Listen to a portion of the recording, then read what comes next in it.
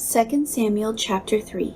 Now there was a long war between the house of Saul and the house of David, but David grew stronger and stronger, and the house of Saul grew weaker and weaker. Sons were born to David in Hebron. His firstborn was Amnon by Ahinoam, the Jezreelite.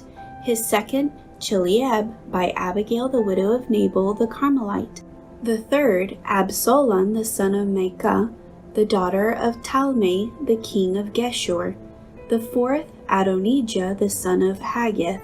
The fifth, Shephatiah the son of Abital.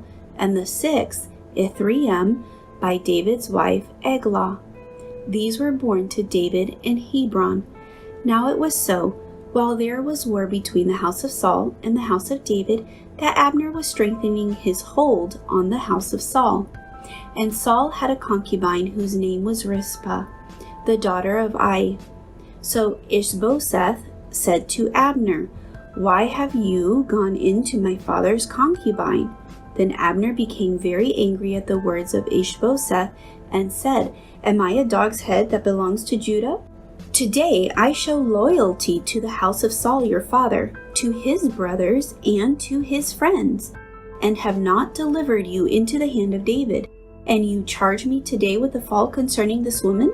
May God do so to Abner, and more also, if I do not do for David as the Lord has sworn to him, to transfer the kingdom from the house of Saul, and set up the throne of David over Israel and over Judah, from Dan to Beersheba."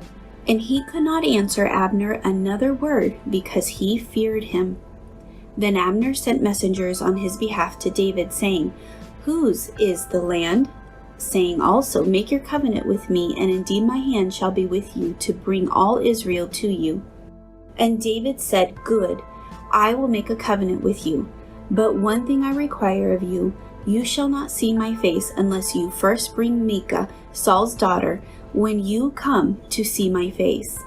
So David sent messengers to Ishbosheth, Saul's son, saying, "Give me my wife Meka, whom I betrothed to myself for 100 foreskins of the Philistines."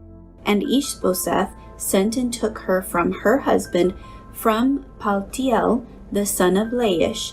Then her husband went along with her to Bahurim, weeping behind her. So Abner said to him, "Go, return." And he returned. Now Abner had communicated with the elders of Israel, saying, "In time past you were seeking for David to be king over you. Now then do it, for the Lord has spoken of David, saying, By the hand of my servant David I will save my people Israel from the hand of the Philistines and the hand of all their enemies." And Abner also spoke in the hearing of Benjamin. Then Abner also went to speak in the hearing of David in Hebron, all that seemed good to Israel and the whole house of Benjamin. So Abner and 20 men with him came to David at Hebron. And David made a feast for Abner and the men who were with him. Then Abner said to David, "I will arise and go and gather all Israel to my lord the king, that they may make a covenant with you, and that they may reign over all that your heart desires." So David sent Abner away, and he went in peace. At that moment the servants of David and Joab came from a raid and brought much spoil with them. But Abner was not with David in Hebron, for he had sent him away, and he had gone in peace.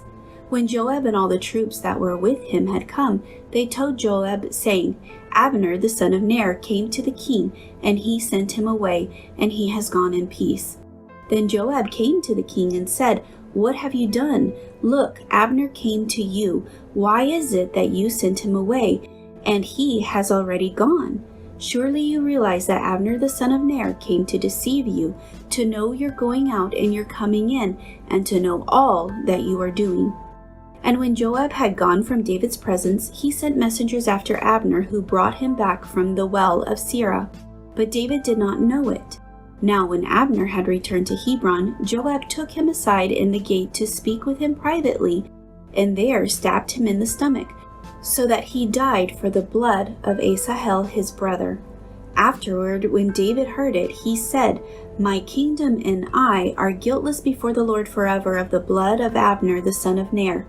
Let it rest on the head of Joab, and on all his father's house, and let there never fail to be in the house of Joab one who has discharged, or is a leper, who leans on a staff, or falls by the sword, or who lacks bread.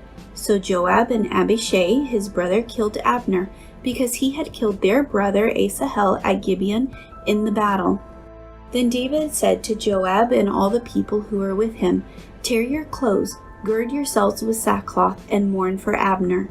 And King David followed the coffin. So they buried Abner in Hebron, and the king lifted up his voice and wept at the grave of Abner, and all the people wept. And the king sang a lament over Abner, and said, Should Abner die as a fool dies? Your hands were not bound, nor your feet put into fetters. As a man falls before wicked men, so you fell. Then all the people wept over him again.